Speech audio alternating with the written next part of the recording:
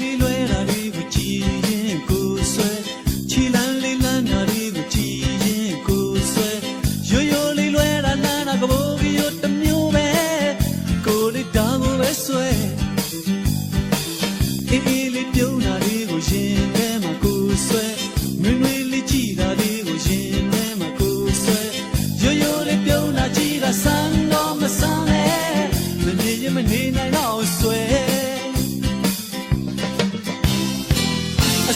ဆွဲသူပဲမမင်းလေးဟာဆမ်းမယ်နတ်သမီးလေးတပါလို့တဲ့ကိုဆွဲမင်းလေးကိုကြမ်းမတွေ့ရရင်ဘယ်လိုနေရမလဲအသေးလေးခွဲသွားရအောင်မတုံနဲ့